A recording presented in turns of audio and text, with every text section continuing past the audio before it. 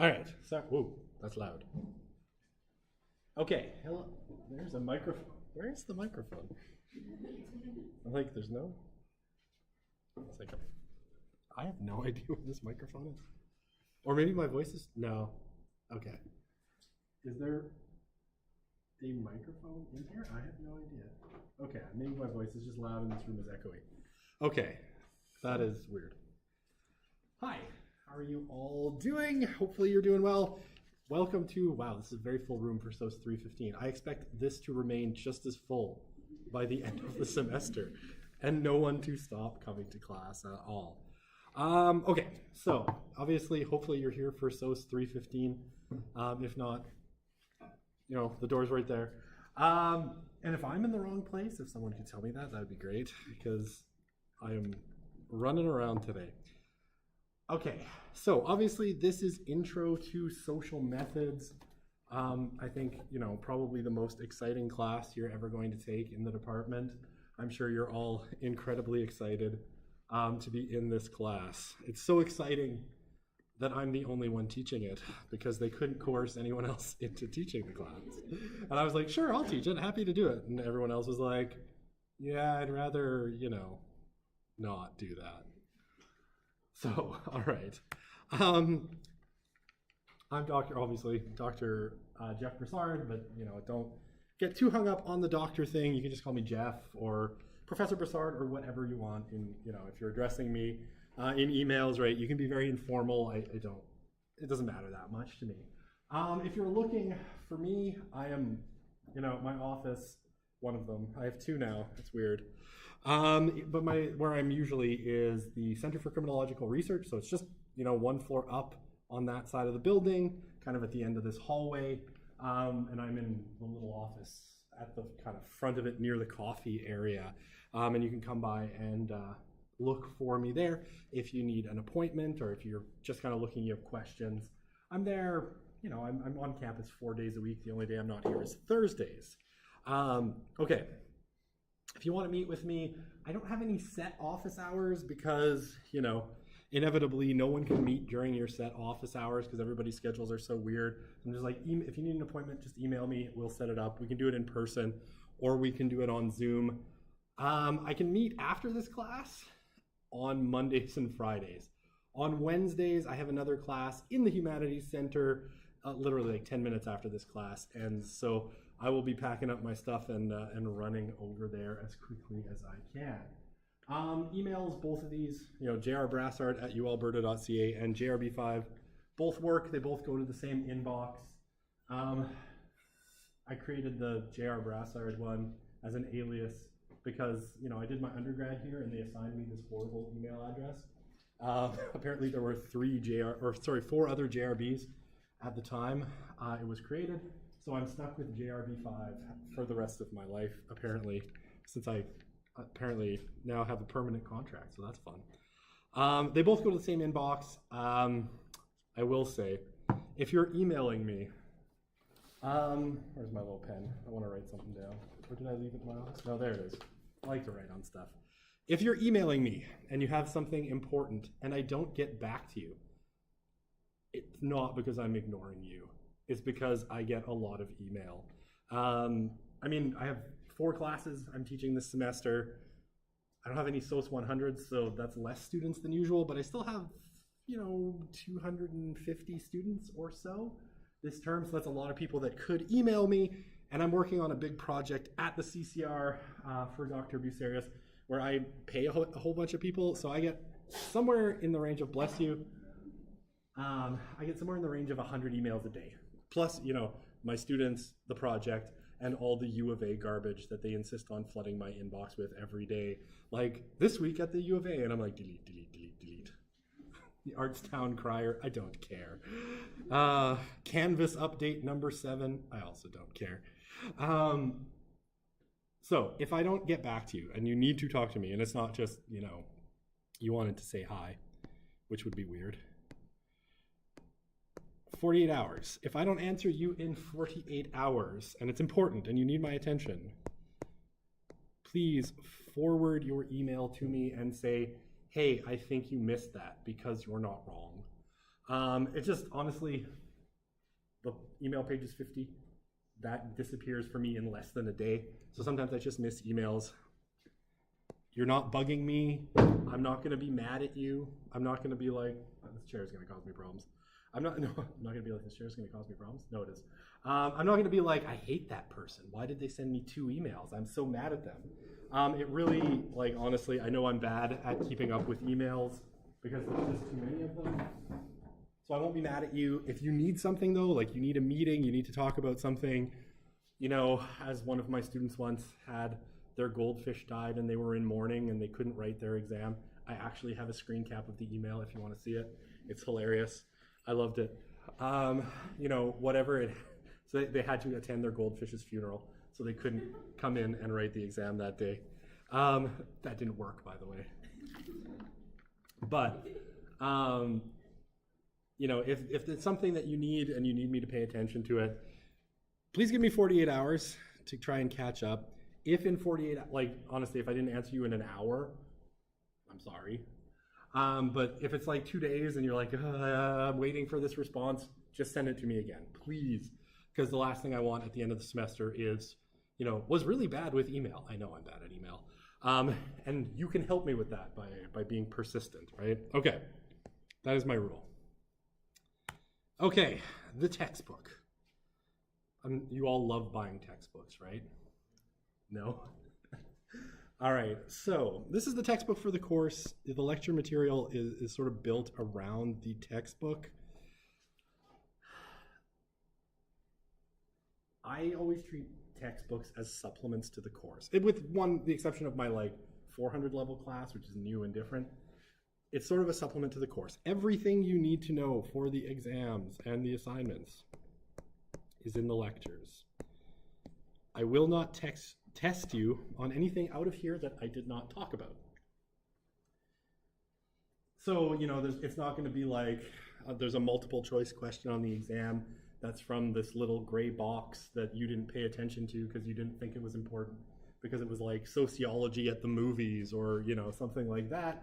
And I'm like, haha, that is where I got you with my trick question out of a box I knew you wouldn't read. I don't do that. I don't like that. Everything you need to know is in the lectures. So I always think of textbooks as a supplement to the lecture material. So do with that what you will. If you like textbooks, right, you really love paying Oxford $80 for a textbook on social research methods, by all means. I do know some people like them because sometimes I think I'm pretty good at explaining stuff. It's like my 8th time teaching this class, so I've gotten pretty good at it, I think. But sometimes, you know, the textbook might have different examples or other things that might help you work through some of the concepts. So, you know, if you want to buy the textbook, it's a good resource, but I would say you don't need it to succeed in the class overall, right? And basically, I never want people to have to buy the textbook because I know, you know, the rents are high, the food's expensive, and, you know, if you can save $80 on a textbook, I guess that's okay. I would blame Justin Trudeau, but, you know, don't want to get political, even though it's all his fault. Okay. Don't worry, when the next person comes in, whoever it is, I'll blame them too. All right, so evaluations. This class, pretty straightforward in terms of the evaluations, and I'll just kind of go through them here really quickly. Oh, by the way, if you have questions, just shoot up your hand and go ahead and ask at any time. I'm happy to answer any questions. All right, we got a midterm exam mid-October, October 14th, I think, pretty much. Okay, I think that's the right date. I double checked it, but if I got it wrong, I apologize and I'll fix that later.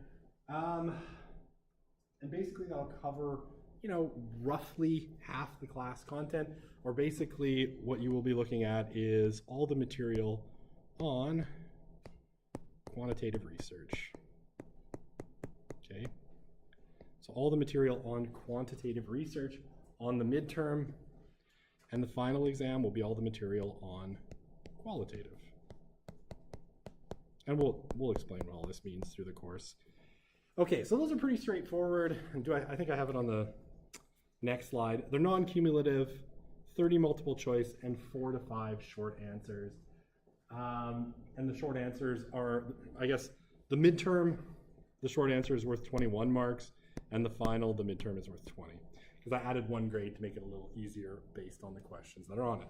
So yeah, the midterm is worth 51, the final is worth 50 marks total. Okay, so that is they're pretty straightforward, right? 30 multiple choice, 4 short answer on each of them.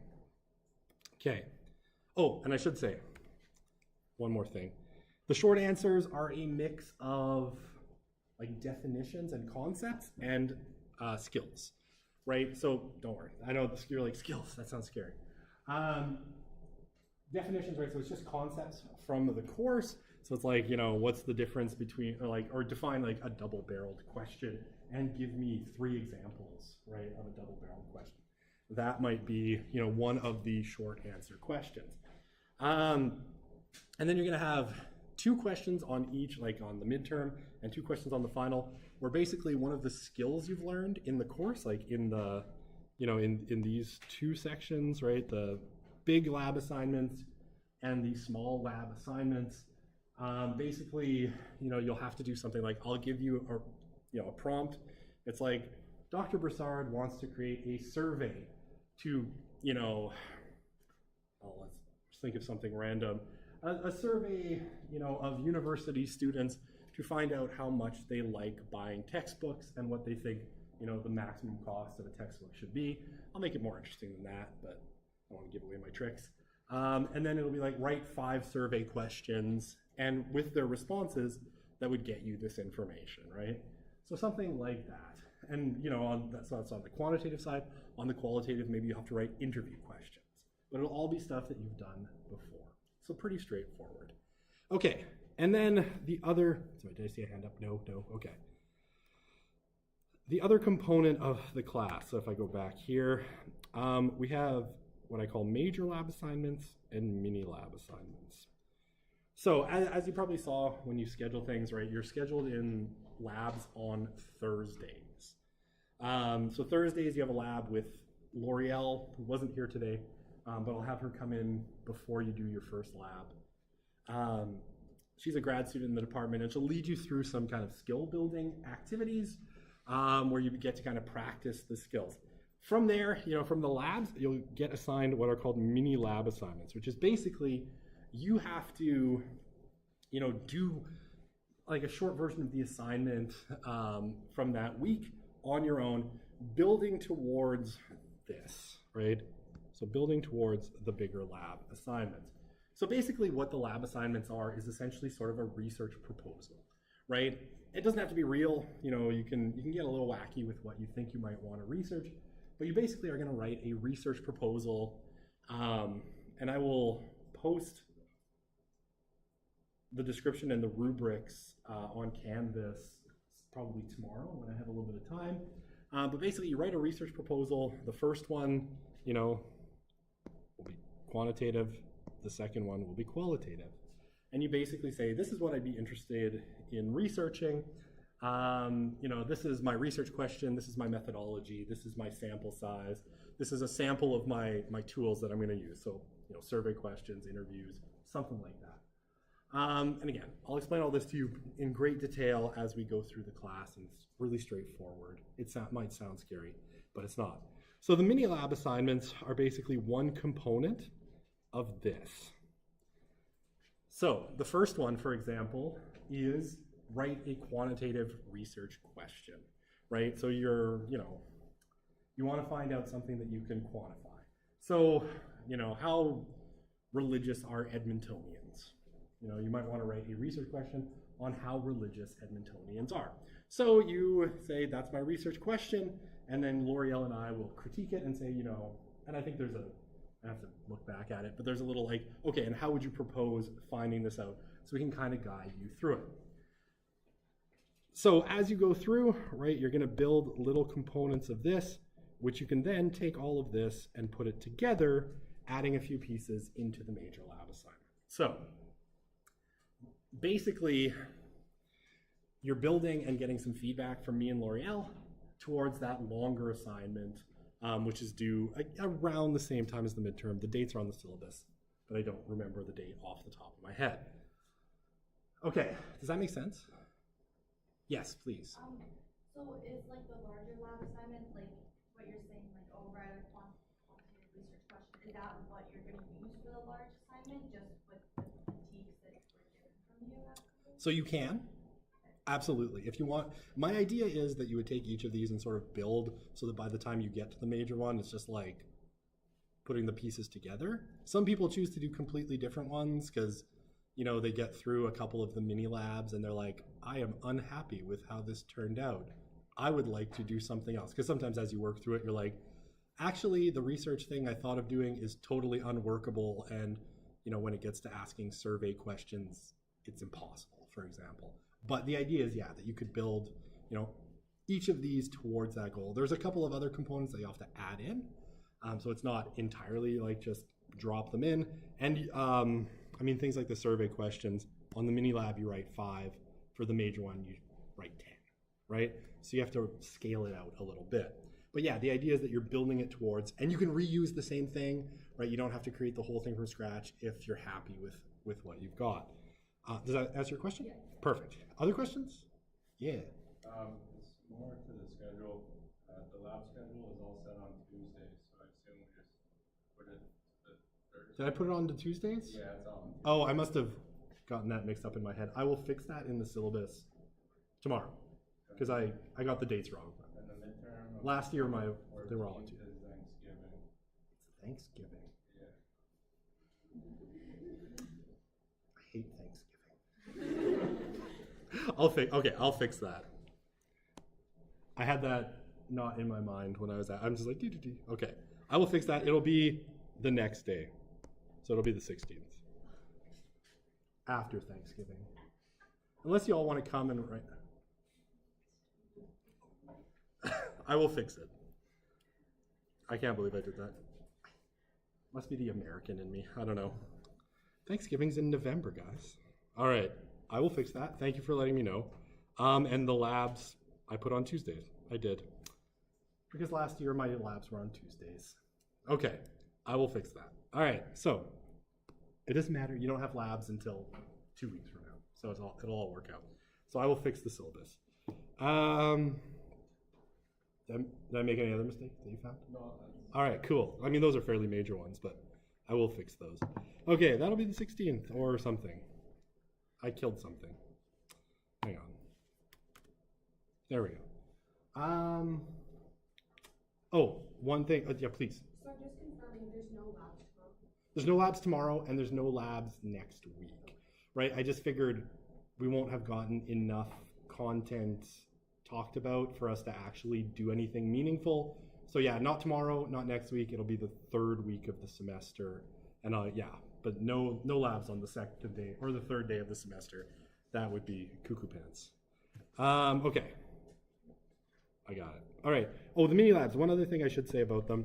They are, I won't say pass fail. They are do or don't do. So if you do them, you get, I'll mark them out of 10, but you'll get the 1.6% roughly for each of the labs. If you don't do them, you get 0. Even if you do a kind of a bad job, I'll still give you, the 1.6%, but my comments will be scathing. Yeah, or something. Yeah, so they're pretty straightforward. Okay, and the reason I have it done like this is because what I don't want is a lot of anxiety about these, right? They're sort of meant for you to make mistakes, right? So that you can, write a bad survey question, write a research question that you're not quite sure about and get some feedback without you having to worry that I'm gonna do a bad job and all 50 of you emailing me the night before it's due being like, is this an okay research question? Well, I'll tell you when I give you the feedback, and don't worry, as long as you've done it, as long as you've done the assignment, you'll get the grade, right? And I'll give you feedback on there so you don't have to stress out about, did I do a good job? Maybe, but you'll find out later. And, trust me, some are good, some are not. and it's okay. You're learning, and it's about learning the skill rather than, you know, you being perfect at the skill when you send in the mini lab.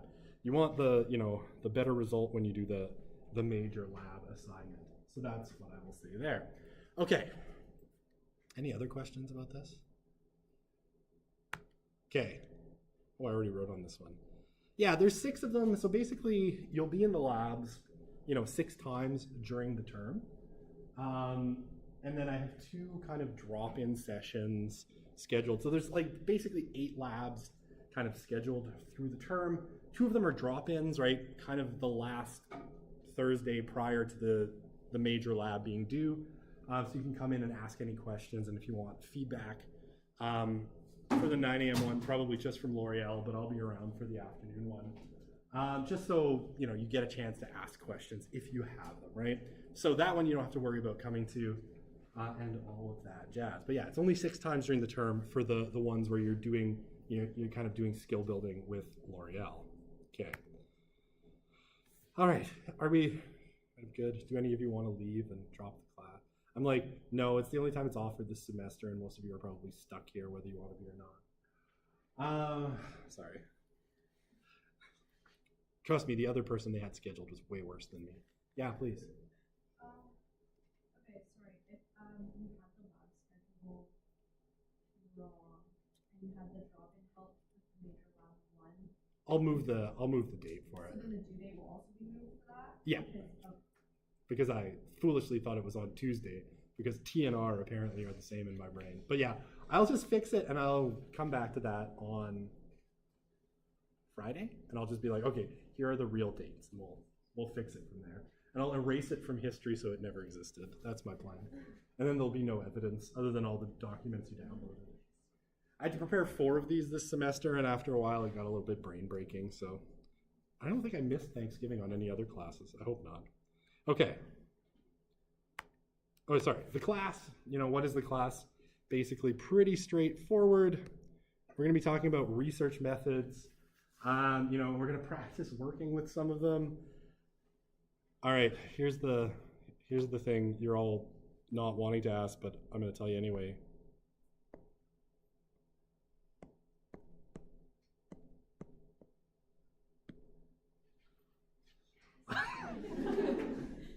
I get that reaction every single time. We're not gonna be doing any stats, right? You all had to take stats 210, and what I could teach you about stats in like a week or 2 would be way less than you learned in 210 anyway. So we're not gonna be working with stats. And we have a little bit of a disagreement in the department. I actually think we should switch them. So this class should be 210 and stats should be 315, but I have no power, so no one listens to me. But basically, we're going to be working instead with, you know, the research methodologies that you would use to get data, to get stats that you could then work with. But I'm not going to have you running any statistics. We're not going to be doing any, you know, any of that stuff. You know, you don't have to have SPSS or Stata or what's the other one? R. You know, so we don't have to worry about that. So you can all just kind of, I don't know, maybe some of you are like, dang it, no stats. I love stats. I'm sorry for you. For the rest of you that were like, woo! Yeah, there's no stats in the class. But we are building the skills that you need to do research, right? Not analyze the research. I'll leave that to people who are, you know, like Michelle Morato, who's way better at that part of the game than I am. We're just going to be figuring out, like, how do you get data? What are some of the big research methodologies? And kind of practicing, like, how do you write a survey question? And it's way harder than it actually sounds, right? People are like, oh, surveys are super easy. At least that one beeps. The old ones used to just shut down in the middle, and then the projector takes like 2 minutes to restart. But yeah, we'll be building the skills that you need to do research, you know, to ask good interview questions, to ask good survey questions, and there's a bunch of other methodologies that we'll talk about. Those are just my 2 favorites. You know, ethnography, how do you structure an ethnography? What are the different forms of ethnography? All sorts of things like that that are used in the field all the time that would get you to the point where you can do the research and then worry about stats. And like we'll talk a little bit about things like, you know, how to code code qualitative research, but we won't actually do it. I'll leave that for Ken when he teaches the advanced qualitative methods. Okay. So, all right. I don't have much more. I think it's my 8th time teaching this class. I've taught it a whole bunch of times. It usually goes pretty well. I try to make it as good as I possibly can, right? I know it's not, I don't think anybody walked into this classroom being like, I think this is going to be my favorite course this year. Probably. That doesn't happen very often. I try to make it as fun and interesting as I can. I'll try to bring in some good examples. I've done a whole bunch of quantitative and qualitative research myself, so I'll bring some examples from stuff that I'm doing. I'm part of this massive research project at the CCR, which is absolutely brain-breakingly huge and crazy. I'll probably talk a whole bunch about that project and how it runs, and the way some of its methodologies are structured. And then, just some wacky off-the-wall stuff that I try to keep in there to make things fun and interesting, and just brainstorm random, possibilities for, how you could, I don't know, for some reason a few years ago, I fell into all my examples on qualitative research were all about furries. And it just became the theme of the whole course was furries, to the point where one of my students' final comment to me was, I can't prove it, but I think you might secretly be a furry, which I'm definitely not. Not that there's anything wrong with being a furry, I think. But, I tend to create wacky scenarios where, you want to interview, furries about, why they created their personas. Anyway, so we'll try to have some fun with it. It should be not as bad as you thought it was going to be when you signed up for the class. And that's hopefully I think the best I can promise is I'll try to make it better than expected. So, unless your expectation was really high. And yeah, I guess important, I want you to do well, right? I want you to do well in the class. I'm not generally worried about class averages or the average being too high. That stuff usually kind of works itself out. But I want you to do as well in this class as you want to do, right? So if you're wanting to get that A in the class, I'm definitely here to help you get that A, right? If, C is for cookie, and that's good enough for me, okay, I want to help you get that C. I definitely want you not to have a D+, but to get that C or C+ that you were hoping for. My one caveat is I can't help you with, if you're struggling or you're not getting the grades that you want, I can't help you with that if you don't come talk to me. And I should show you my inbox, but I won't. It's horrifying. But I get emails from students at the end of the semester after I've put in grades, and I just had one in the summer term where they're like, hey, I was just 1% off of this. Is there any way that I could do an extra assignment now to raise my average? And it's like, well, I already put the grades into Bear Tracks. There's nothing I can do, right? I can't help you really at the end of the class. It's a lot harder. But if you come talk to me during, the course of the semester, we can work on stuff together. And I'm on campus 4 days a week. The only day I'm not here, for the most part, is Thursdays. Because my kids are in Catholic school, and Catholic school ends at noon for some reason, and it's dumb, and I hate it. But if I'm not at home, my 11 and 14-year-old, I'll come back to a scene out of a horror movie, probably. They'll have murdered each other in cold blood. Unless I unlock Fortnite, in which case, probably my son will be fine. He'll be like this. The entire time. It's like, Dad, there's an Iron Man suit. I'm like, I deeply don't care, but okay. It's like, could you spend $65 on Iron Man in Fortnite? I'm like, yeah, that sounds like a good deal. All right, so yeah, I do want to help you. I'm on campus Monday, Tuesday, Wednesday, and Friday for good chunks of the day. My Wednesday is probably the worst because I have, a senior seminar after this, but Monday, Tuesday I have nothing. I'm just on campus. So if you need help, I'm here a lot, and I'm absolutely 100% willing to help you. I can meet after class. If there's anything you need, right, like something I'm not doing, maybe I'm going too fast, maybe I'm going too slow, maybe my examples are too furry, I don't know. Just let me know and I'll try to accommodate things, right? We're always learning and we're always trying to do things better. And I can't give you everything you want. I do kind of want to be on your team as much as possible and helping you do well, right? And so stuff like that. Oh, one other thing I should say. This hurts attendance, so I'm sad. But I do record all of the lectures and I post them on YouTube, right? So I don't know if I put it up for this class. I think I did this morning. There's a link on Canvas, right? Maybe where's my Canvas here? Right? Oh, by the way, we're not using eClass in this class. So if you're like, I had this morning. If you're like, why isn't my class on eClass? It's because I am one of the fools who has apparently jumped on this Canvas boat. I'm just like, well, why use the old system when I could use the new and probably worse system? So we're on Canvas, which I have to stop calling Canva, because that's a different thing. Canvas, right? So everything should be there. And if you click down here, right, these are the recorded lectures. It'll take you to a page that doesn't work because reasons. But if you click there, it'll take you to a YouTube playlist that as of yet has nothing on it.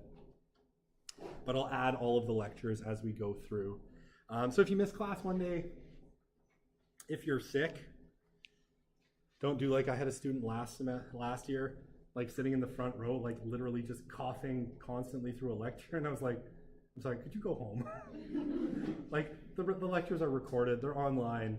I really don't want to get sick. So if you're sick, if you have conflicting exams, I get it. Life is life. You have stuff to do. They're there.